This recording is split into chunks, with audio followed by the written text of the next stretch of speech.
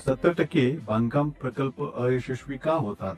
प्रकल्पामध्ये वेळ, खर्च आणि मेहनत आपण कशी वाचवू शकतो? रिस्क म्हणजे काय? कॉस्ट मॅनेजमेंट हे प्रोजेक्टचं सुरक्षा कवच कसं ठरतं? या व्हिडिओमध्ये आपण सोप्या भाषेत बघणार आहोत. रिस्क कशी ओळखायची, रिस्क कशी हाताळायची आणि प्रोजेक्ट हा यशस्वी कसा पूर्ण करायचा. नमस्कार, मी Mithun Rawale, managing director and CEO Samarth construction consultants private limited. मी एक प्रोजेक्ट मॅनेजमेंट आणि कॉस्ट मॅनेजमेंट एक्सपर्ट आहे इंडस्ट्रियल, लॉजिस्टिक आणि हेल्थकेअर सेक्टरमध्ये. या व्हिडिओमध्ये आपण रिस्क मॅनेजमेंट, प्रोजेक्ट मॅनेजमेंट आणि कॉस्ट मॅनेजमेंटचा दृष्टिकोन या विषयावर बोलणार आहोत. आज आपण एका अशा विषयाबद्दल बोलणार आहोत जो गंभीर आहे पण अनेकदा कमी लेखला जातो. कन्स्ट्रक्शन प्रोजेक्ट मॅनेजमेंट आणि कॉस्ट मॅनेजमेंट मध्ये रिस्क मॅनेजमेंटचं महत्व. तुम्ही आरोग्य सेवा सुविधेच्या बांधकामाचे निरीक्षण करीत असाल किंवा विस्तीर्ण इंडस्ट्रियल आणि लॉजिस्टिक वेअरहाऊससाठी बजेट व्यवस्थापित करत असाल तरी रिस्क मॅनेजमेंटचे डोळे समजून घेणे केवळ महत्वाचे नाही तर ते अत्यावश्यक आहे. रिस्क मॅनेजमेंट का महत्वाचे आहे? आज अनेक बांधकाम प्रोजेक्ट अपयशी ठरतात कारण चुकीचे अंदाज, अपुरं नियोजन, बदलणारी उद्दिष्ट आणि योग्य मार्गदर्शनाचा अभाव. जागतिक स्तरावर पाहिलं तर 70% प्रोजेक्ट अयशस्वी होतात. फक्त 31% प्रोजेक्ट ठरलेल्या बजेटच्या आत पूर्ण होतात. 42% कंपन्या प्रोजेक्ट मॅनेजमेंटचं महत्व कमी लेखतात. हे सगळं एका गोष्टीकडे निर्देश करतं. रिस्क आधी ओळखली नाही तर प्रोजेक्ट अडचणीत येतो. जोखीम किंवा रिस्क म्हणजे भविष्यात घडणारी अशी घटना ज्यामुळे नुकसान, अडचण आणि अपेक्षित परिणाम न मिळण्याची स्थिती निर्माण होऊ शकते. बांधकामातील रिस्क म्हणजे खर्च वाढणे, कामगार टंचाई, नियम परवानग्यामधील बदल किंवा साईटवरील इतर अडचणी. उदाहरणार्थ, जर रुग्णालयाच्या प्रकल्पात साहित्य उशीर आलं तर फक्त खर्चच नाही तर आरोग्य सेवा सुरू होण्यालाही उशीर होतो. रिस्क ओळख आणि विश्लेषण. रिस्क हाताळण्याचा पहिला टप्पा म्हणजे रिस्क ओळखणं. हे कसं करतो?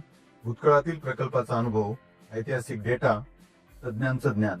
यानंतर आपण विचार करतो की रिस्क लहान आहे की मोठी, थोडा अडथळा आहे की मोठा धोका. उदाहरण, जर प्रोजेक्ट सुरू असताना नवीन पर्यावरणीय नियम लागू झाले आणि ते आधी लक्षात घेतले असतील तर वेळ आणि बजेट दोन्ही वाचू शकतात.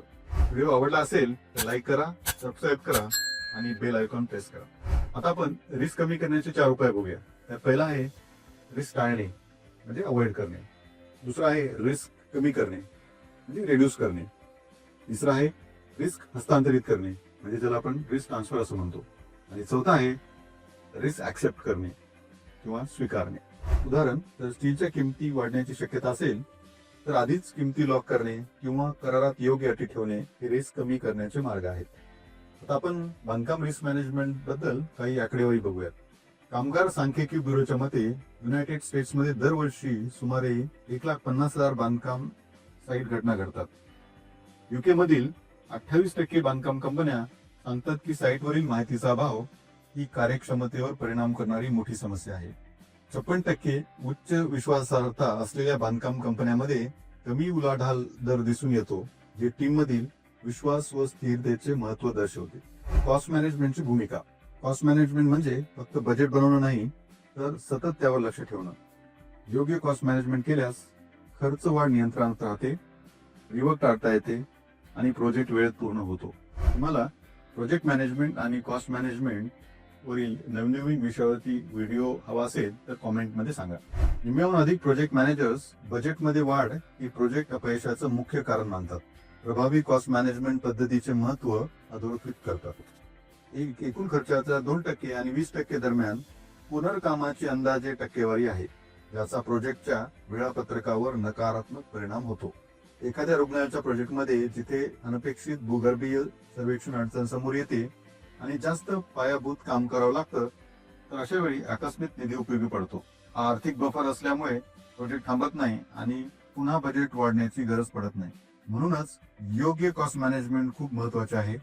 प्रोजेक्टच्या सुरुवातीपासून शेवटपर्यंत खर्चाचं नियोजन, नियंत्रण आणि तपासणी केली तर रिस्क कमी होते आणि प्रोजेक्ट ठरलेल्या बजेटमध्ये पूर्ण होतो.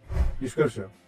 योग्य प्रोजेक्ट मॅनेजमेंट आणि मजबूत कॉस्ट मॅनेजमेंट हे मोठे शस्त्र आहेत ज्यामुळे आपण रिस्क नियंत्रणात ठेवू शकतो. बऱ्याच वेळा रिस्क टाळता येत नाही पण ती योग्य नियोजनामुळे नियंत्रणात ठेवता येते आणि प्रोजेक्टवर त्याचा परिणाम कमी करता येतो.